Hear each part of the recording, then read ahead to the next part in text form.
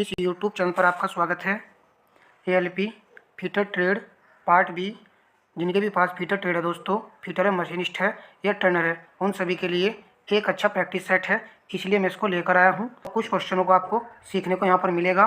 Last समय में ही practice करने से कुछ क्वेश्चन यदि मिल जाते हैं एग्जाम में तो आपके लिए बेनिफिट रहेगा। चलिए क्लास को स्टार्ट करते हैं। पहला क्वेश्चन क्या कह रहा है, क्लास ए अग्नि में अग्नि का कारण क्या है? तो कास्ट आएगा इसके लिए दोस्तों। पहला विकल्प सही रहेगा, कास्ट। लकड़ी की आग क्लास ए में रखी जाती है। दूसरा क्वेश्चन देखिए, ऑर्गन सिलेंडर का रंग क्या है?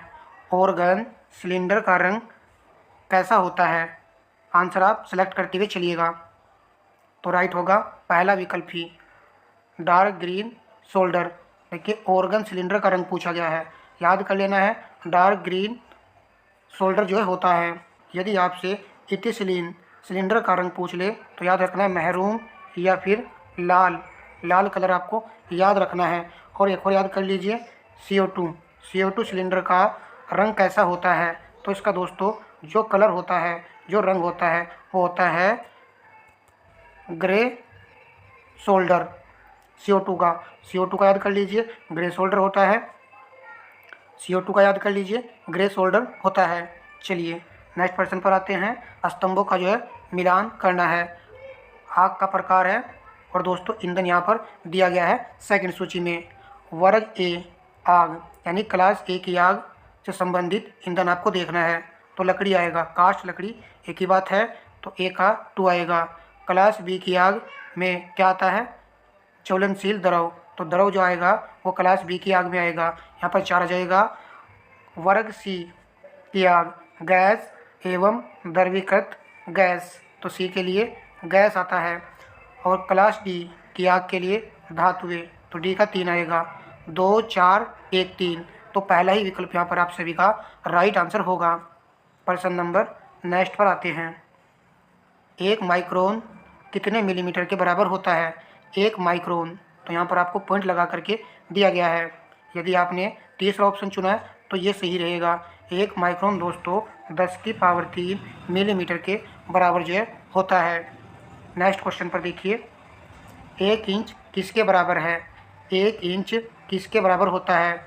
आप सभी जानते हो कि 1 इंच, चलिए लिख देता हूँ, 1 इंच 2.54 सेंटीमीटर के बराबर होता है। परंतु यहाँ पर आपसे मिलीमीटर में क्वेश्चन पूछ लिया गया है, तो इसके लिए आपको याद रखना है एक सेंटीमीटर में 10 मिलीमीटर होते हैं।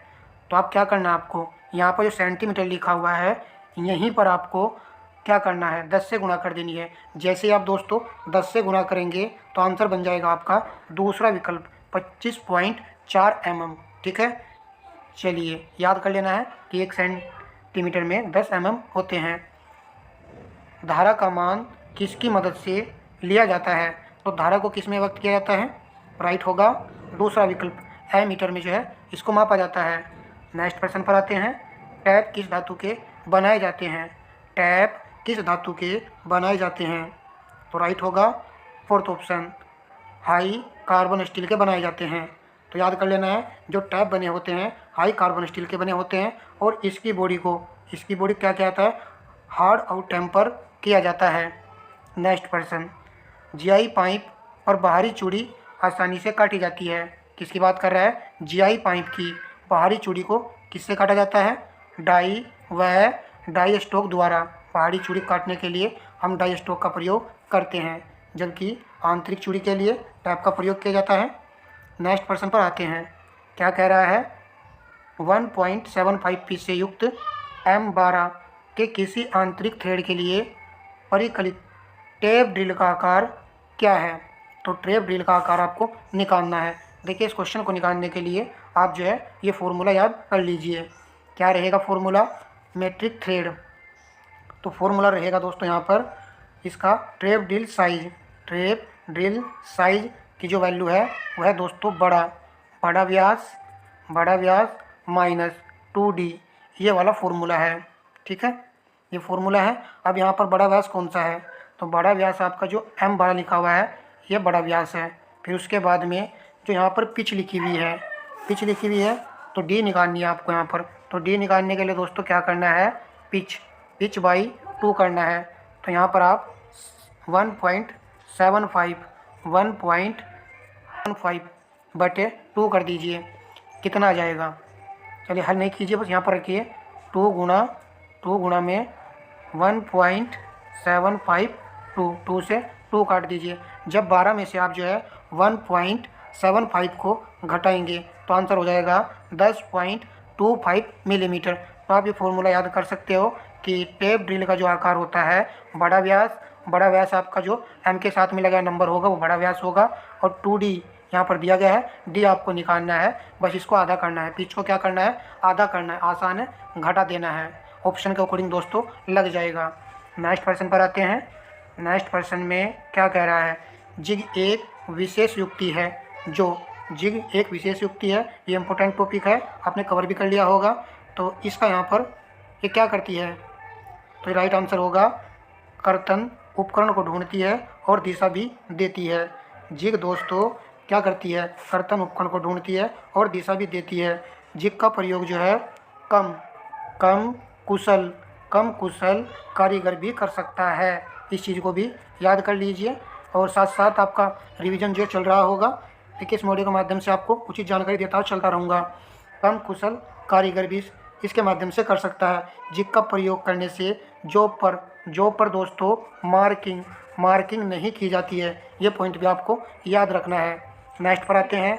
वह जिग जिसमें बेस प्लेट नहीं होती है, किसमें बेस प्लेट नहीं होती है, तो बेस प्लेट नहीं होती है, तीसरा विकल्प सही रहेगा, प्लेट जिग में जो है बेस प्लेट नहीं होती है। नेक्स्ट प्रश्न पर आते हैं।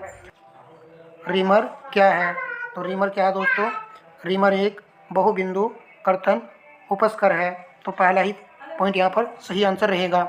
नेक्स्ट प्रश्न पर आते हैं। निम्नलिखित रीमरों में से कि वे गुरु में छेद करने के लिए कौन सा रीमर उपयुक्त है, कि वे गुरु में छिद्र करने के लिए कौन सा रीमर उपयुक्त होता है। तो याद नहीं है तो कोई बात नहीं है, परंतु भी ये याद हो जाएगा। हेलिकल फ्लूटेड रीमर का जो उपयोग किया जाता है। नेक्स्ट ड्रॉ फाइलिंग का उपयोग किया जाता है।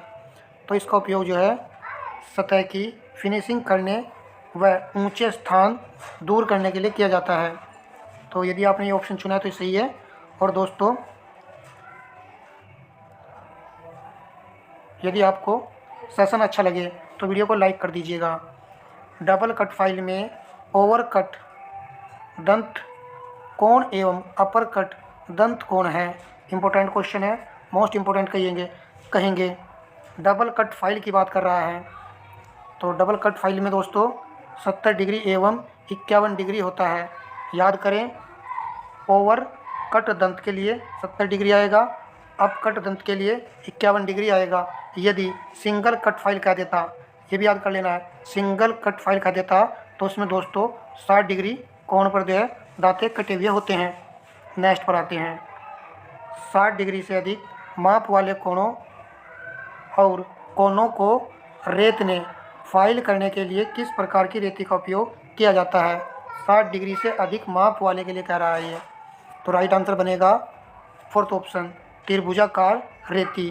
तो इसको याद कर लेना है, ट्रेंगुलर फाइल। तो 60 डिग्री से अधिक की बात कर रहा है, तो इसके लिए आएगा त्रिभुजाकार रेती। नेक्स्ट प्रश्न पर आते हैं। बेंच वाइज के एक वर्गाकार चूड़ीदार पेंच ढाले जाते हैं। तो बेंच वाइज के एक वर्गाकार चूड़ीदार जो पेंच हैं वह ढाले जाते हैं किसके।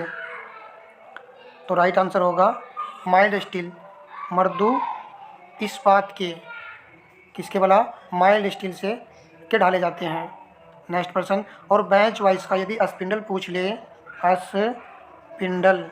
बेंच वाइज का स्पिंडल पूछ ले तो इसके लिए भी माइल्ड स्टील आएगा, यानी कि माइल्ड स्टील का ये बना हुआ होता है। ठीक है, चलिए नेक्स्ट प्रश्न पर आते हैं। एक मशीन का गाइड नट बना होता है, इम्पोर्टेंट है, कई बार परीक्षा में पूछा गया है। एक मशीन वाइज का गाइड नट बना होता है गन मेटल का नट गन। चलिए नेक्स्ट पर आते हैं। 1 माइक्रोमीटर में धनात्मक त्रुटि 0.04 mm है। यदि यह माप 19.38 mm दर्शा रहा है तो इसकी सही माप क्या होगी। इम्पोर्टेंट क्वेश्चन है दोस्तों ये भी। क्या आएगा इसका आंसर, लगाइए आप ऑप्शन को देखिए। यदि आपने तीसरा ऑप्शन चुना है तो ये बिल्कुल सही हो जाएगा। देखिए इसके लिए आपको क्या करना है, सही माप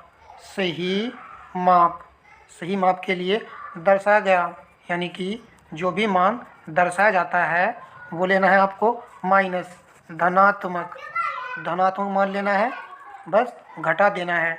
जैसे ही आप लिखेंगे यहाँ पर दर्शाया गया माप कितना है 19.38 माइनस जो धनात्मक त्रुटि है 0.04 है, और घटाते ही आपका आंसर आ जाएगा 19.34 mm। ठीक है, तो आपको ये याद कर लेना है। यदि प्रश्न में यहीं पर आपको ऋणात्मक त्रुटि दे दी जाए तो आपको लेना है प्लस साइन, ऋणात्मक के लिए नेगेटिव के लिए प्लस साइन लेना है। ठीक है, दोनों बातें याद कर लीजिए, क्वेश्चन बन सकता है, 100% श्योर है। ठीक है, उसके बाद में नेक्स्ट प्रश्न पर आते हैं। याद कैसे रखेंगे कि धनात्मक ऋणात्मक लेना है, तो ऋणात्मक के लिए पॉजिटिव आएगा और धनात्मक के लिए नेगेटिव साइन आएगा, यानी कि आपको अपोजिट सोच करके चिन्ह को लेना है एग्जाम में। ठीक है, चलिए नेक्स्ट प्रश्न पर आते हैं। 100 मिलीमीटर की छड़ के उत्केंद्री टर्निंग में सबसे अधिक कितनी उत्केंद्री सीटी संभव है जहां 80 मिलीमीटर व्यास को टर्न किया जा सकता है। तो क्वेश्चन जो एग्जाम के लिए इम्पोर्टेंट बन सकता है, तो छोटा सा फॉर्मूला है, याद हो जाएगा तो बेटर हो जाएगा एग्जाम के लिए। केंद्रीय सीटी बराबर होगा दोस्तों capital D minus small D by 2। जो पहले वाला 100 mm दिया गया है, तो पहले वाला जो डायमीटर दिया गया है इसे आपको लिख लेना है 100 और यहाँ पर लिख लेना है 80 और दोनों को घटा करके 2 से डिवाइड दोस्तों कर देना है, तो आ जाएगा 10 mm। कितना ईजी है, देखिए वैसे भी ध्यान से देखेंगे तो याद ही रहेगा, फॉर्मूला ना याद रहे उपकेंद्री पूछा जाएगा तो इन दोनों का अंतर लेना है, 2 से डिवाइड कर देना है, क्योंकि वैल्यू ऑप्शन में छोटी छोटी दे रखी हैं। नेक्स्ट प्रश्न पर आते हैं, ये भी इम्पोर्टेंट क्वेश्चन है। वर्नियर कैलिपर द्वारा माप करते वक्त मुख्य स्केल 25 मिलीमीटर 28वां वर्नियर पर भाग मुख्य से मेल करता है। वर्नियर का लिस्ट काउंट 0.02 मिलीमीटर है, तो मापन क्या होगा। फॉर्मूला बताने की जरूरत ही नहीं है और कुछ के तो याद ही होगा। राइट आंसर होगा 25.56 mm। देखिए यहाँ पर जो दिया गया है लिस्ट काउंट दिया गया है 0.02 और वर्नियर पर भाग मुख्य दिया गया, ये इन दोनों की गुणा कर लेनी है और ऐड कर देना है 25 में, तो 28 दूनी 56, यानी कि यहाँ पर हो जाएगा 0.56 और 25 में जैसे ऐड करेंगे तो आपका आंसर निकल कर आ जाएगा 25.56 mm। ठीक है, चलिए नेक्स्ट प्रश्न पर आते हैं। कौन बियरिंग रेखा स्पर्श करती है, कौन बियरिंग रेखा स्पर्श करती है, तो उसके लिए आएगा रोलर बेयरिंग आएगा। नेक्स्ट प्रश्न, बेयरिंग अक्षीय और त्रिज्यीय रेडियल दोनों प्रकार के भार सहन करती है, तो अक्षीय भी और रेडियल भी दोनों प्रकार के भार को सहन करती है। एंगुलर कॉन्टैक्ट बॉल ये दोनों ही प्रकार के भार को सहन कर लेती है।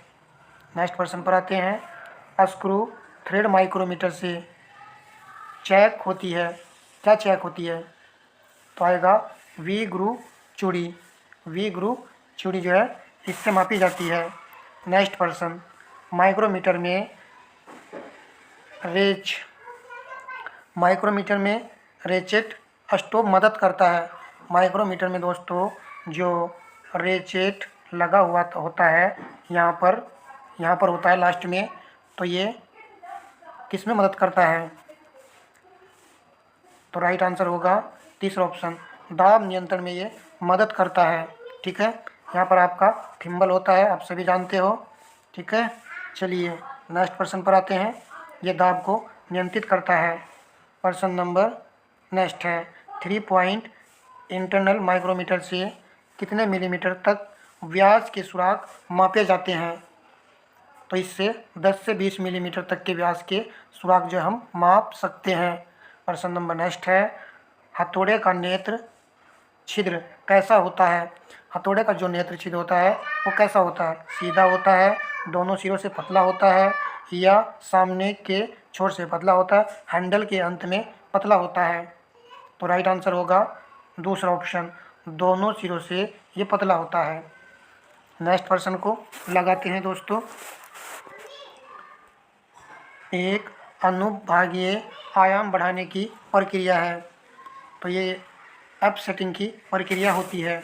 कुछ क्वेश्चन तो डिफ़िकल्ट होते हैं, परंतु हमको दोस्तों एग्जाम में कम से भी कम 45 से 50 क्वेश्चन अटैम्प्ट कर लेने हैं। यदि आपसे सही सही आ रहे हैं, किसी के बंदे पे 40 बिल्कुल एक्यूरेट उसको कंफर्म है, तो फिर तो कोई दिक्कत ही नहीं है, वहीं पर आपको पेपर को छोड़ देना है। यानी कि सभी 75 क्वेश्चन को चेक करने के बाद में यदि आप 40 सही से अटैम्प्ट कर जाते हैं तो ये बेस्ट हो जाएगा, बिल्कुल कंफर्म वाले। यदि कंफर्म नहीं रहते हैं तो 45 तक अटैम्प्ट कर लेने हैं। क्वेश्चन नंबर नेक्स्ट है, अपसेटिंग एक फोर्जिंग प्रक्रिया है जिसमें, तो अपसेटिंग एक फोर्जिंग प्रक्रिया है जिसमें क्या होता है? लंबाई कम करके अनुप्रस्थ का क्षेत्रफल बढ़ाया जाता है। तो यहाँ पर तीसरा ऑप्शन सही आंसर रहेगा। नेक्स्ट प्रश्न को लगाते हैं।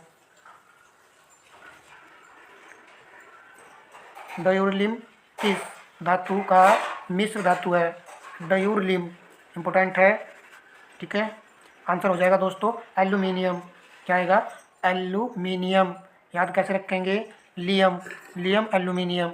तो यहाँ पर 30 का आंसर होगा फोर्थ विकल्प।